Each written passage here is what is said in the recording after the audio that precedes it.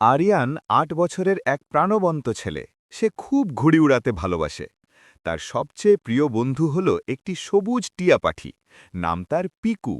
পিকু খুব বুদ্ধিমান আর কথা বলতে পারে। একদিন গ্রামের বড় মাঠে বসেছে মেলা। রঙিন বেলুন, খেলনা, জিলাপি আর নাগরদোলা সব মিলিয়ে জমজমাট পরিবেশ। আরিয়ান খুব খুশি হয়ে বলল, পিকু, আজ আমরা মেলায় ঘুরতে যাব। পিকু ডানা ঝাপটিয়ে বলল, চলো চলো। মেলায় গিয়ে আরিয়ান দেখল এক ছোট্ট ছেলে কাঁদছে। তার হাত থেকে রঙিন বেলুন উড়ে আকাশে চলে গেছে। ছেলেটি বলল, আমার লাল বেলুনটা উড়ে গেল। আরিয়ান আকাশের দিকে তাকিয়ে দেখল বেলুনটা এক গাছের ডালে আটকে আছে। আরিয়ান বলল, চিন্তা করো না, আমরা আনব। পিকু দ্রুত উড়ে গেল গাছের দিকে, কিন্তু ডালটা একটু উঁচুতে। আরিয়ান নিচ থেকে বলল, সাবধানে পিকু। পিকু ঠোঁট দিয়ে আলতো করে সুতোটা ধরল। ধীরে ধীরে ডানা মেলে নিচে নামল।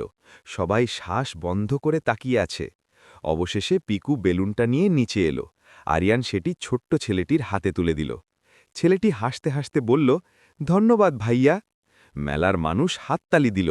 এক চাচা বললেন, কি চমৎকার বন্ধুত্ব। আরিয়ান পিকুকে আদর করে বলল, বন্ধু থাকলে সব সম্ভব। সূর্য ঢলে পড়ছে। মেলার আলো ঝলমল করছে। আরিয়ান আর পিকু খুশি মনে বাড়ি ফিরছে। গল্পের শিক্ষা, অন্যকে সাহায্য করলে আনন্দ আরও বেড়ে যায়। তোমরা আমাদের বন্ধু হতে চাইলে ভিডিওতে লাইক করবে আর সবাই সাবস্ক্রাইব করবে।